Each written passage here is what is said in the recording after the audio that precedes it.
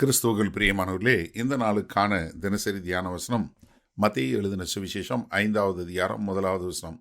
மத்தேயு 5:1. மேத்யூ 5:1. அவர் திரளான ஜனங்களைக் கண்டு மலையின் மேல் ஏறினார். அவர் உட்கார்ந்த பொழுது அவருடைய சீஷர்கள் அவரிடத்தில் வந்தார்கள்.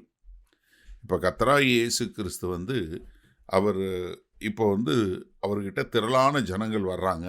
அதனால் அவங்கக்கிட்ட உட்காந்து பேசுவதற்காக ஒரு மலையின் மேலே ஏறி உட்கார்றாரு. அதாவது அந்த நாட்களில் யூத குல மத தலைவர்கள், ரபாய் என்று சொல்லக்கூடிய போதகர்கள் என்ன பண்ணுவாங்க, எப்பவும் ஒரு இடத்துல உட்காந்து அவங்க பேசுவாங்க. அது பக்கத்தில் உள்ளவங்க அதை கேட்டு ரொம்ப சத்தமாக மற்றவங்களுக்கு சொல்லுவாங்க. ஏன்னா உங்களுக்கு மைக்கு கிடையாது, ஆம்ப்ளிஃபையர் கிடையாது. நம்ம ஊரில் ஏத்தம் பாடுறவங்கன்னு சொல்லுவாங்க. அதாவது வயலில் வேலை பார்த்துட்டு இருக்கும்போது அந்த கடைசியில் ஒரு 10 இந்த 10 ஏக்கர் இடம் இருக்குன்னா, கடைசியில் இருக்கவங்களுக்கு எப்படி தகவல் போகும்னா, இங்கே இருக்கிறவங்க பக்கத்தில் இருக்கவங்கள்ட்ட சொல்லுவாங்க, அவங்க அடுத்த கரையில் இருக்கவங்கள்ட்ட சொல்லுவாங்க, அவங்க அடுத்த கரையில், அந்த மாதிரி. அதே மாதிரி இங்கே கர்த்தராகிய இயேசு கிறிஸ்து மலையின் மேலே ஏறி உட்கார்றாரு. மலையின் மேலே ஏறி உட்கார்றது, இந்த மலையில் போய் இருக்கிறது என்பது ரொம்ப சாதாரணமாக அவருடைய வாழ்க்கை முழுவதும் நடைபெறதை பார்க்க முடியும். நம்ம மத்தேயு சுவிசேஷம் முழுவதும் பார்க்கலாம். நீங்கள் பார்த்தீங்கன்னா 13வது அதிகாரத்தில் பார்த்தீங்கன்னா 1வது வசனம். அன்றைய தினமே வீட்டிலிருந்து புறப்பட்டு போய் கடலோரத்தில் உட்கார்ந்தார். திரளான ஜனங்கள் அவரிடத்தில் கூடி வந்தபடியார் அவர் படவில் ஏறி உட்கார்ந்தார். அதே மாதிரி மத்தேயு 14வது அதிகாரம் 23வது வசனம். அவர் ஜனங்களை அனுப்பிவிட்ட பின்பு தனித்து ஜெபம் பண்ண ஒரு மலையின் மேல் ஏறி சாயங்காலம் போனும்போது அங்கே தனியாக இருந்தார். அப்போ அவர் தனியாக இருந்து ஜெபம் பண்ணுறது, மலை மேலே இருந்து பண்ணுறதுன்னு.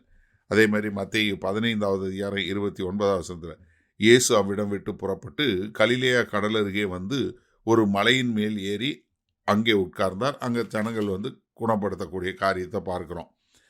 அதற்கு பின்பாக நீங்கள் கடைசியாக இதுலேயும் பார்க்குறோம். அவரை கைது பண்ண வரும்போது மத்தேயு 26வது அதிகாரம் 55வது வசனத்தில் ஆண்டவரை சொல்லும்போது, அந்த வேளையிலே இயேசு ஜனங்களை நோக்கி, கல்லனை பிடிக்க புறப்படுகிறது போல நீங்கள் பட்டயங்களையும் தடிகளையும் எடுத்துக்கொண்டு என்னை பிடிக்க வந்தீர்கள். நான் தினந்தோறும் உங்கள் நடுவிலே உட்கார்ந்து தேவாலயத்தில் உபதேசம் பண்ணி கொண்டிருந்தேன். அப்பொழுது நீங்கள் என்னை பிடிக்கவில்லையே.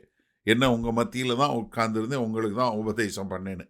அதே மாதிரி இங்கே ஒரு ஜனங்கள், திரளான ஜனங்கள் வரணும்னே மலையில் ஏறி அவர்களுக்கு உபதேசிக்கிறார். அப்போ அவருடைய சீஷர்கள் அவர்கிட்ட வர்றாங்க. அப்போ இயேசு கிறிஸ்து ஒரு மலையின் மேலே ஏறி அந்த மலையில் உட்கார்ந்து அவர்கிட்ட வந்த திரளான ஜனங்கள் வரும்போது அவர் ஒரு மேடை மாதிரி ஒரு இடத்துல உட்கார்ந்து அங்கே பேசுகிறது. அப்போ அவருடைய சீஷர்களும் அங்கே வரக்கூடிய ஒரு காரியத்தை நம்ம பார்க்குறோம். சரி, இந்த நாளில் அந்த வசனத்தை நம்ம எப்படி எடுத்துக்கொள்வது? ஒரு மலை அவர் வரும்போது கர்த்தர் தனக்கு கிடைத்த ஒரு இடத்தை, அது கலிலேயா பகுதியில் இருக்கக்கூடிய ஒரு இடத்த எப்படி உபயோகப்படுத்துகிறாருன்னா, அங்கே ஒரு மலை இருக்குது. அந்த மலையில் தான் தனியாக போய் உட்காந்து ஜெபிக்கிறதுக்கு அங்கே தான் போகிறாரு. திரளான ஜனங்கள் வரும்போதும் அங்கே போய் உட்காந்து அவங்களுக்கு போதிக்கிறதுக்காக. அப்போ அவர் தேவனாகிய பிதாவோடு தனித்து இருப்பதற்கும் ஜனங்களுக்கு உபதேசிக்கிறதுக்கும் அந்த ஒரு இடத்த அவர் உபயோகப்படுத்துறதை நம்ம பார்க்குறோம். நம்ம எல்லாருமே என்ன பண்ணணும்னா, நமக்குன்னு ஒரு இடம் இருக்கணும்.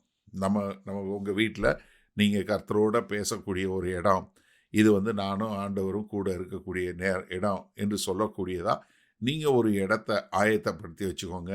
இல்லை உங்கள் வீட்டிலே ஒரு ஓரமாக அண்ணே எனக்கு பெரிய வீடு இல்லை, பரவாயில்ல, உங்கள் வீட்டிலே ஒரு ஓரத்தில் இங்கே உட்காந்து நான் கர்த்தரோட பேசுவேன் அப்படின்னு சொல்லக்கூடிய நீங்கள் அதாவது குடும்பமாய் ஜெபிப்பது என்று ஒன்று, ஆனால் ஒவ்வொருத்தரும் தனித்தனியாக ஜெபிக்கிறதுங்கிறது ஒன்று.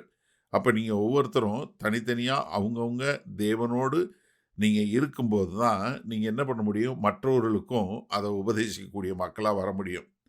எப்படி கர்த்தராகிய இயேசு கிறிஸ்து என்னதான் இதாக இருந்தாலும் ஒரு இடத்துல உட்காந்து அவர் ஜெபம் பண்ணுறாரு. அந்த இடத்த உபயோகப்படுத்தி மற்றவங்களுக்கு அதை உபதேசிக்கக்கூடியதான் இருக்கிறதுல. உங்களுக்கு கொடுக்கப்பட்ட இடத்துல நீங்கள் எப்படி அந்த இடத்தை உபயோகப்படுத்தி தேவனுடைய ராஜ்யத்தை கட்ட முடியும்?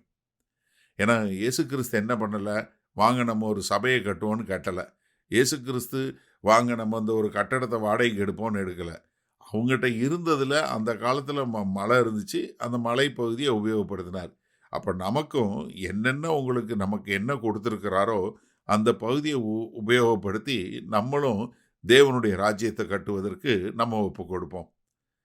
வல்லபிதாவே, இந்த அருமையான நல்ல நாளுக்காய் நன்றி. இதோ கலிலேயா கடற்பகுதியில் இருக்கும்போது அங்கே ஒரு மலை இருந்தது. அந்த மலையை தன்னுடைய தேவனோடு தனித்திருப்பதற்கும் மற்றவர்களுக்கு உபதேசிப்பதற்கும் தனக்கு கொடுக்கப்பட்ட பொறுப்புகளை இருக்கிற காரியங்களை வைத்து எப்படி அவர் உபயோகப்படுத்தினாரோ அதே போல் நாங்களும் எங்களுக்கு கொடுக்கப்பட்டிருக்கிற சகல விதமான ரிசோர்ஸஸையும் சரியான முறையில் பயன்படுத்த எங்களை ஒப்பு கொடுக்கிறோம்.